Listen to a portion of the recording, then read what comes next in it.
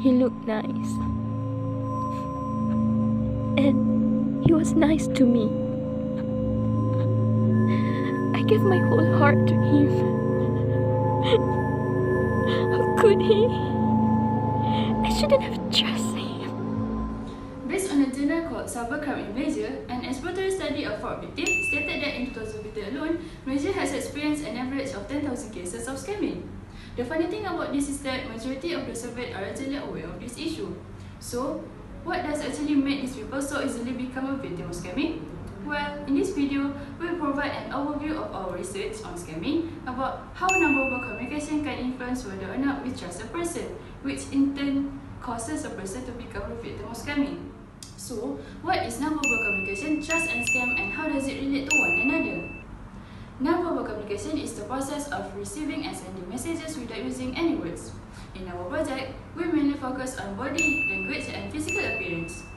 Next, trust is an act of reliance on the character or truth of someone or something.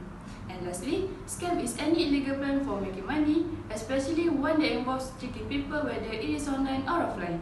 So, we believe that giving away trust is the first step in becoming the victim of scamming. Many people trust others simply based on their appearance without really knowing the person. So, non-verbal communication does play a huge role in gaining one's trust, therefore indirectly plays a huge role in scamming too. This is because without one of these elements, many wouldn't foolishly be tricked and be the scamming victim.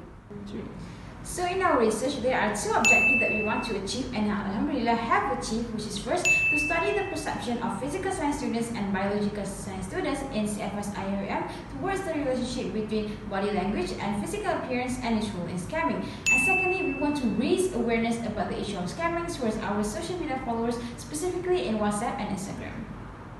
To achieve our first objective, we conducted a survey using an online questionnaire shared through WhatsApp groups consisting of press members. From our analysis, we found that in questions where situations are irrelevant or unrelatable to the respondents, they mainly agree that people with positive nonverbal communication, like confident body language, are considered as more trustworthy. On the other hand, when someone has negative nonverbal communication, they are seen as less trustworthy, like in this question here. However, when it comes to situations that are relevant to them, like when an attractive person they met online invites them out, they are cautious and hesitant. This conflicts with our previous result, as this shows that respondents do not trust easily even with positive nonverbal communication, which may be a result of increasing media exposure to scamming cases. Conclusively, respondents perceive positive nonverbal communication to encourage trust and vice versa. Even so, due to this relationship, respondents are very careful and guarded when approached by someone despite having the confidence, good appeal, or an overall positive nonverbal communication in order to avoid being scammed. Next, to accomplish our second objective, we have decided to post a video and a picture with captions about scamming and how to avoid becoming a victim on WhatsApp and Instagram. Based on our WhatsApp status, there is a total of 273 contacts that had seen each of our posts, and for our post on Instagram, there is a total of 728 views and 257 likes. These numbers are very promising as it shows that we were able to spread awareness among more than half of the total of followers from our group members' accounts. As for comments, we have received 69 comments that consist of inquiries and other opinions about the topic of scamming, which signifies that we were able to make people think and wanted to discuss about this topic. These are two examples of the comments. Mainurizati, she asked to whom should she report if she is a victim of scamming, which one of my group members replied by explaining the necessary steps that she must take. And another one is by Allah is Good, where she believed that this information had been very insightful and beneficial to the society as scammers could be anywhere. And all in all, we consider that we have achieved our second objective. Hopefully, this will help people around us from becoming a victim of scamming. So guys, what communication skills do we need to avoid scamming? Since communication skills include how we interpret symbol, we need to have the mentality to look beyond physical appearance to avoid falling into the scammer's trap.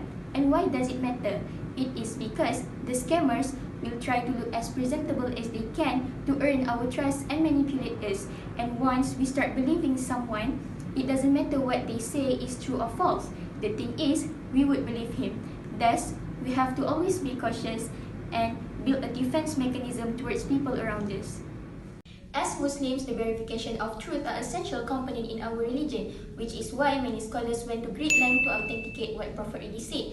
Therefore, besides being cautious, we need to search the truthfulness behind someone's word before trusting them, since simply believing misinformation can lead us to jahil, and high chances are we may be the victim of scamming. As Allah has said, how can those who know be equal to those who do not know? As such, it is our duty as Muslims to find the truth before trusting someone. As a conclusion, scamming is a very common problem. Hence, it is very important to not easily give your trust or your heart to anybody else just because of their physical appearance or body language, because one day they might steal away your money. Hopefully, through our video, we were able to spread the message on this issue. And remember to be always on the lookout for scammers, as prevention is always better than cure. Thank you.